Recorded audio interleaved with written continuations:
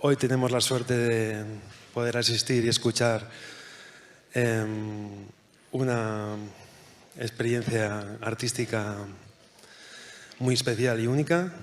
Ella es Greta Alfaro, es artista visual y es un rayo de luz. Y nada, por favor, un aplauso para Greta Alfaro.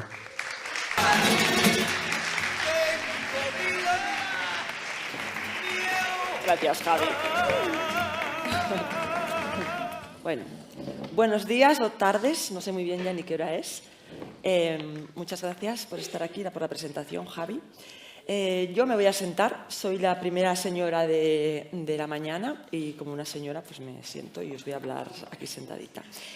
Quería hablaros de diferentes tipos de miedo. A ver, lo primero es cómo usar este mando. Y bueno, el primer miedo tal vez que se me ocurre es el miedo a estar aquí hablando en público, digamos, hablando enfrente de la masa. Ups. Bueno, decíamos, estar hablando enfrente de la masa y el miedo que da la masa. Entonces uno se pregunta, ¿es una masa el público? ¿Es un conjunto de personas transformado en un monstruo para el que está aquí hablando, él tiene miedo?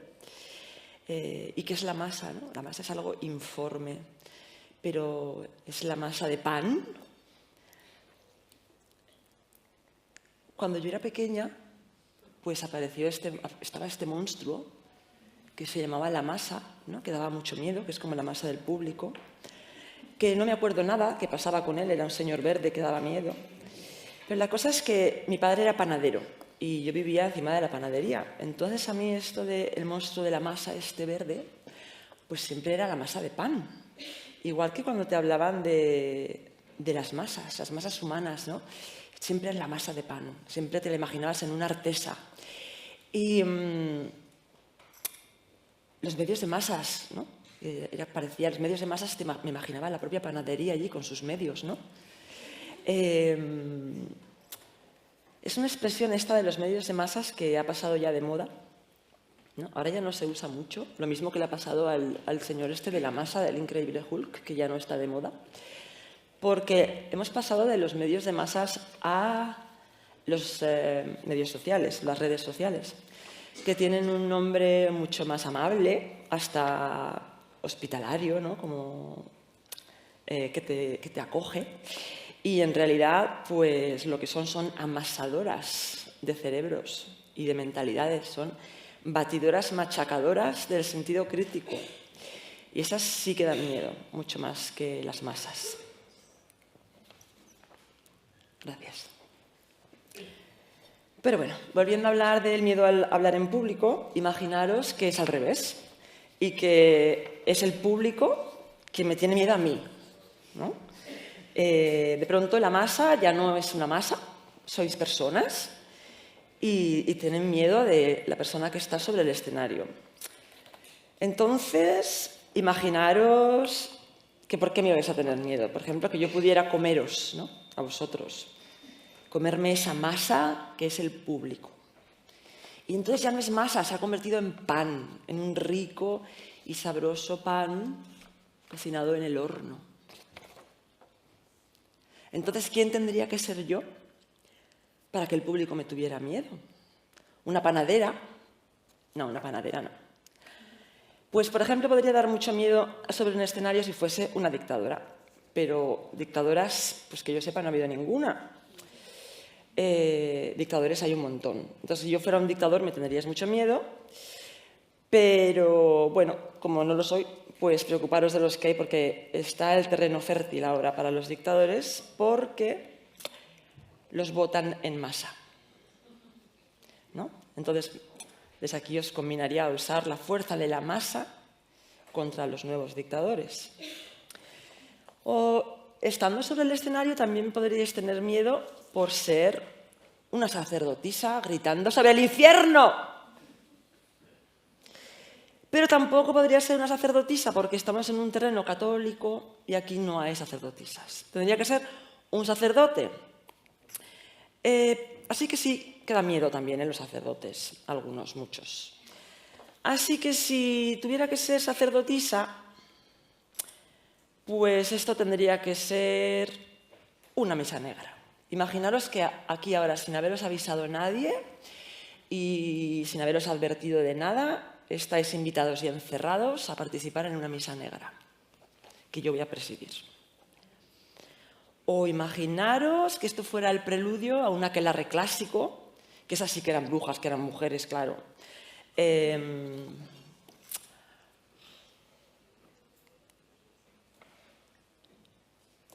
De estos aquelarres que se describían en el siglo XV en libros como el Malleus Maleficarum o el Compendium Maleficarum, libros realmente misóginos, en los que se describían pues, las barbaridades varias que se realizaban, que se llevaban a cabo en estas fiestas aquelarres. Seguro que alguno de vosotros estaría encantado de que esto se transformara en un aquelarre, ¿a que sí?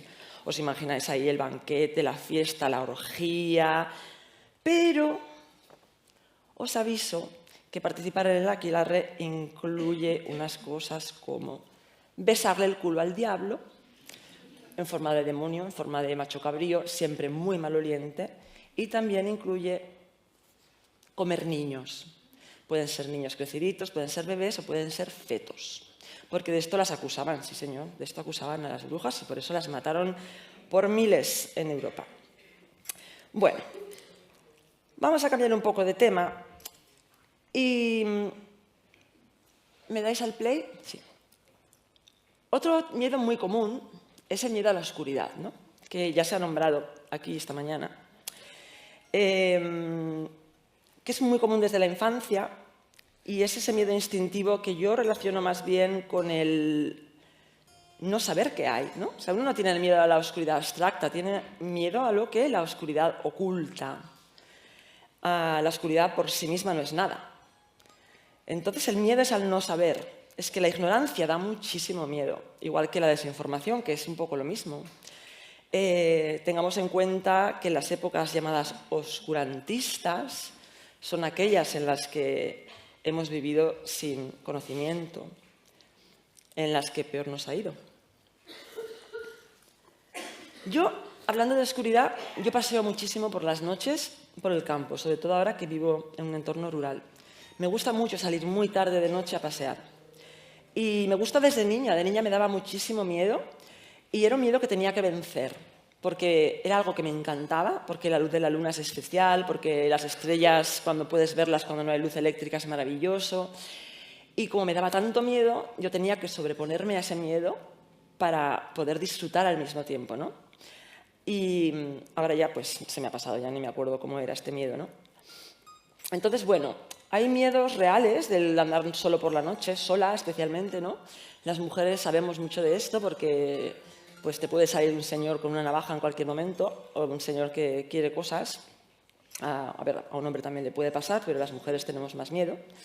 Y bueno, la realidad es que en el campo cuando vas paseando, pues no es algo que vaya a ser muy frecuente. No se te aparece ningún hombre con navaja ni con motosierra así al tipo americano, ¿no?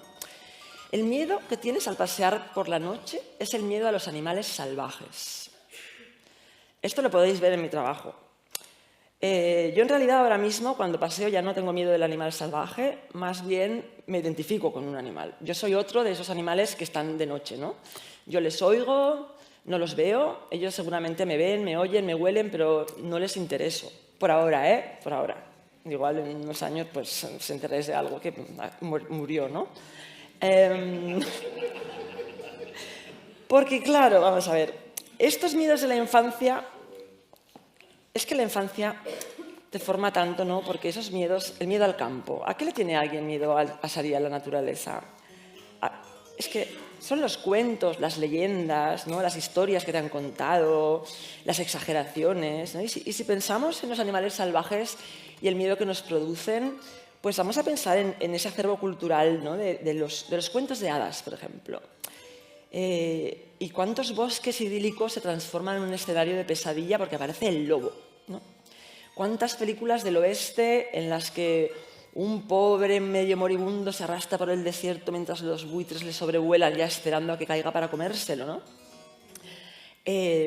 No sé, la novela de Orwell 1984, las ratas. Una rata en realidad no se te acerca nunca, pero que las ratas ahí, ¿no? Que te usan para qué. ¿Para qué? ¿Para qué? O sea, ¿qué es lo que nos da miedo de todos estos animales? Pues que nos coman. Ese es el miedo del animal salvaje en el campo, que te coman. Te da miedo que te coman vivo y te da miedo también que te coman muerto, ¿no?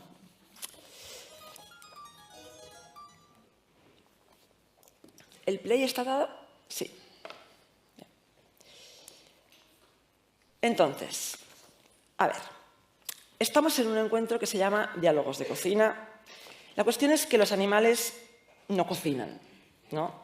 Te comen crudo, te comen vivo, te comen carroña, se comen los restos que tiramos nosotros, pero no cocinan. Lo normal es que ni siquiera te maten primero. Lo normal es que empiecen a comerte mientras tú te mueres. No empatizan con el alimento que grita y que llora, ¿no? No te matan y te despiezan, ¿no? Nos sacan el lomo y el muslo y no. Te empiezan a comer y tú te vas muriendo mientras, ¿no?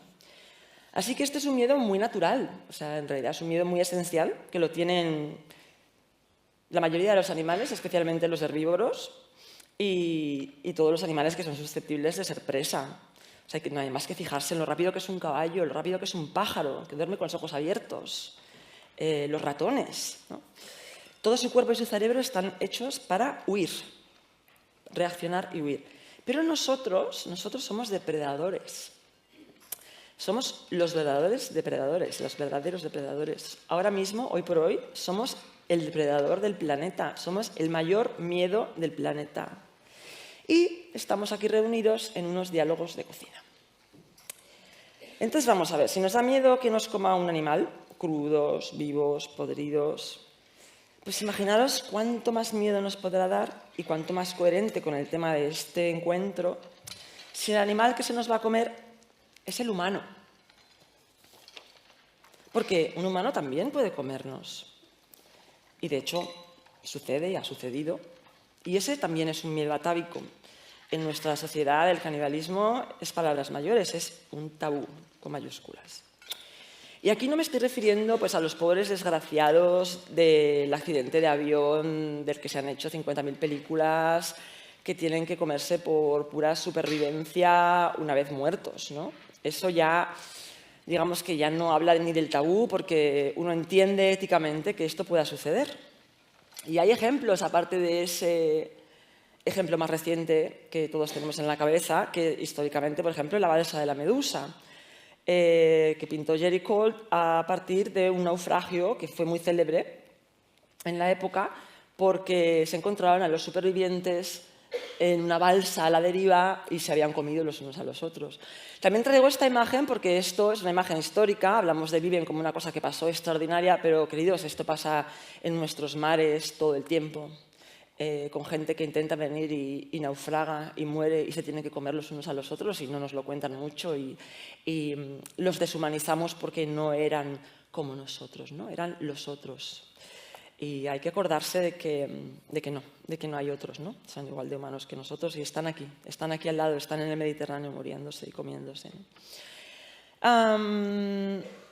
Hablando del otro, bueno, la historia ha utilizado muy a menudo el canibalismo, se ha utilizado muy a menudo, sobre todo desde Occidente, como excusa para explotar, colonizar, exterminar a poblaciones de territorios colonizados. No tenemos que olvidarnos de que en realidad esa excusa a veces era cierta, a veces no. También cuando lo era se obviaba por completo cuáles eran los motivos que llevaban a esa población en concreto a practicar el canibalismo. Pero no podemos olvidar que los restos más antiguos de canibalismo que se conocen en el mundo están aquí al ladito en Atapuerca, en Burgos, ¿vale? O sea, nosotros, ¿no? Y a mí el canibalismo también me parece muy interesante para utilizarlo como símbolo, metáfora del sistema capitalista neoliberal, ¿no? En lo que unos individuos se comen literalmente a los otros, ¿no? O sea, es como para yo engordar no me importa nada, ¿no? Lo que tú tengas que que sufrir, ¿no? Como en el cuento de Hansel y Gretel, yo te engordo y luego te como, ¿no? Pues es un poco cómo funciona este sistema, ¿no? El todo para mí y a costa del otro, otra vez este otro.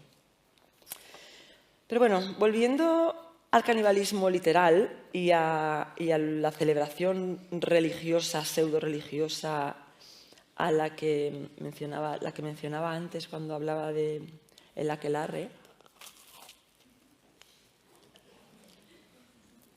Bueno.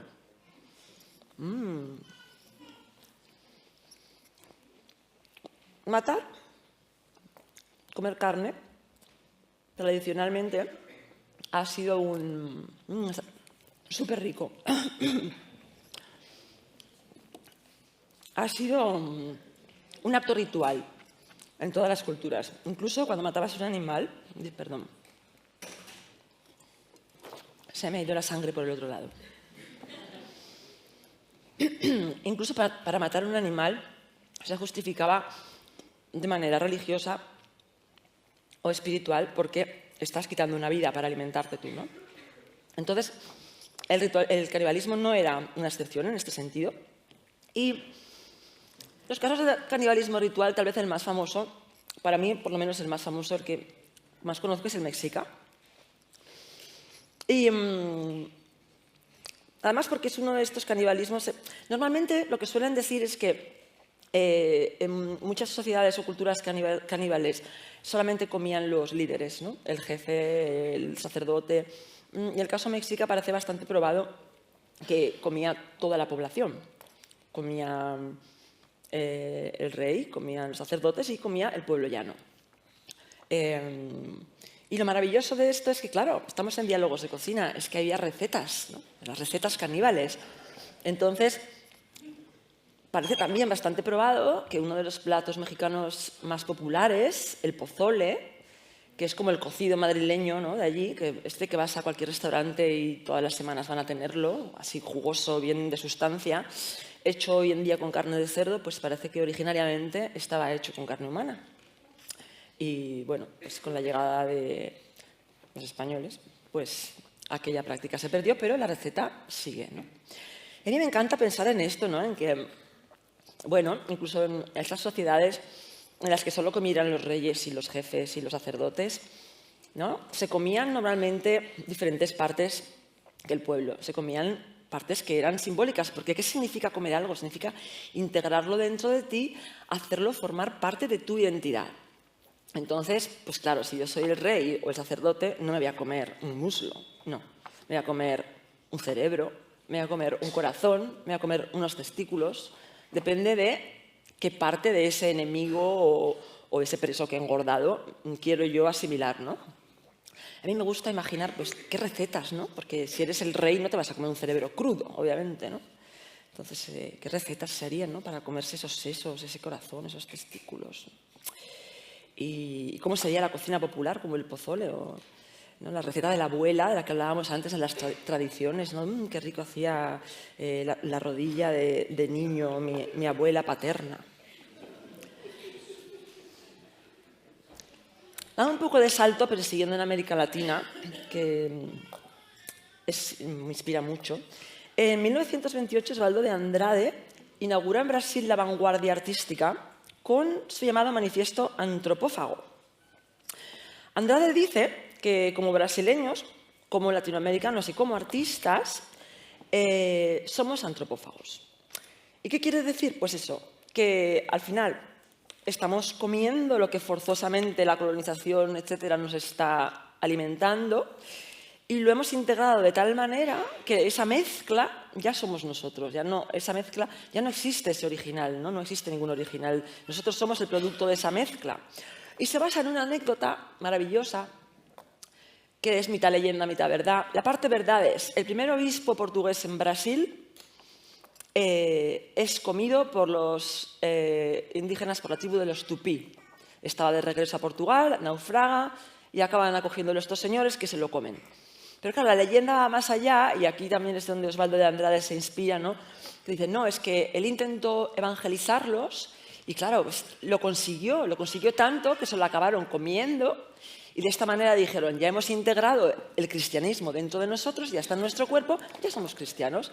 Y o sea, es que es una interpretación literal de lo que es el cristianismo y lo que es la Eucaristía.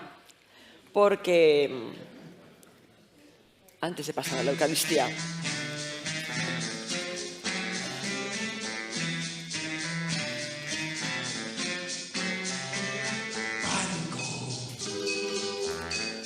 Siento mucho pánico de amar, de aceptar la terrible realidad. pánico. Antes de pasar a la Eucaristía, pan. ¿De dónde viene la palabra pánico? Porque estamos hablando de miedo, pero pánico es como mucho más miedo. Pues pan era pan, aparte del pan de la masa, de la baguette, pues hay otro pan, que era un dios grecolatino, griego más, que era un señor que andaba por el bosque, medio cabra, medio hombre. Yo le oigo a veces por ahí, porque yo soy muy mediterránea, entonces yo cuando voy de noche digo, ay, por ahí anda Pan. Pero he tenido la suerte de no toparme con él, porque este señor Pan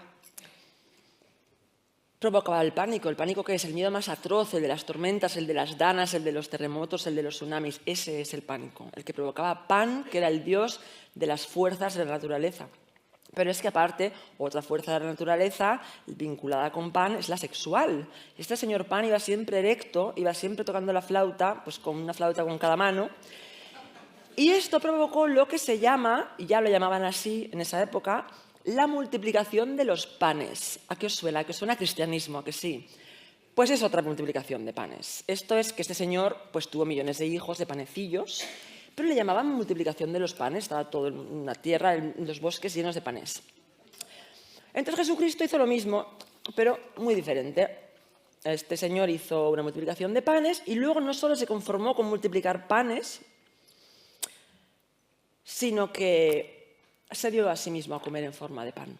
Yo asumo que los que estamos aquí presentes venimos prácticamente todos de un entorno cultural, un bagaje cultural cristiano. Asumo que la mayoría católico, por el lugar donde estamos. Y bueno, yo he estado en sitios donde ha habido gente de otras religiones que me ha dicho, los católicos, yo no soy creyente, los católicos sois caníbales.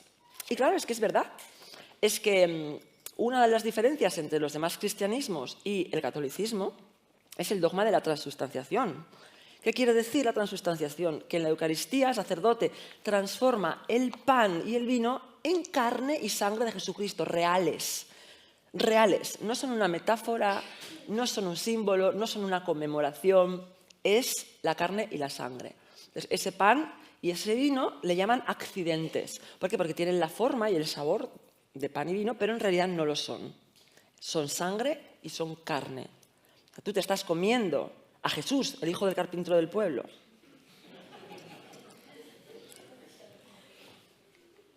A este. Porque vamos a ver, nada más entrar en la iglesia, esto es lo que nos encontramos.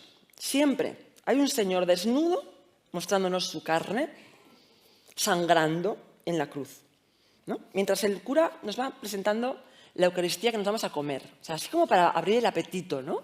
Como ese chuletón sangrante, ¿no? Así un chuletón poco hecho. A veces también nos lo presentan así ya yacente. Y es que a veces está bien en una urna de cristal, como la carne en la carnicería, ¿no? Ya preparadito para que vayas a comulgar, para que te lo comas. Yo soy muy fan de Gregorio Fernández. La imaginería española es maravillosa, pero bueno, es una tradición que no es solo española ni es barroca. La tradición del Cristo sangrante es una tradición absolutamente católica. Y bueno, pues ahí estamos en la comunión. Hace 2000 años, este señor nos pide que nos lo comamos y que bebamos su sangre. ¿Y nos da miedo el canibalismo?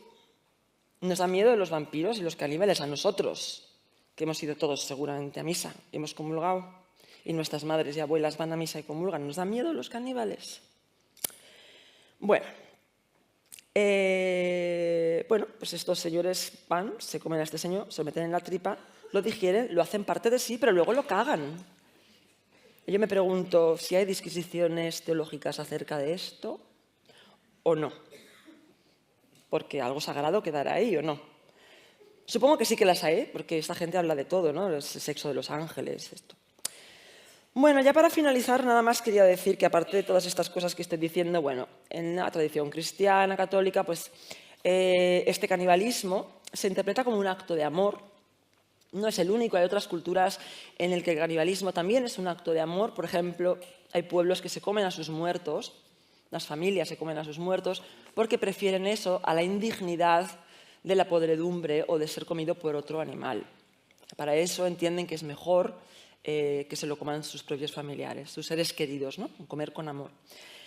Entonces, bueno, en este contexto en el que estamos, yo creo que el acto caníbal más generoso que podemos hacer hoy es ir a donar sangre en la furgoneta que ha venido especialmente de donantes para el evento, a la que hemos llamado, porque al final eso es una manera de alimentar a otras personas también, porque no solo se come por la boca, se come de muchas otras maneras.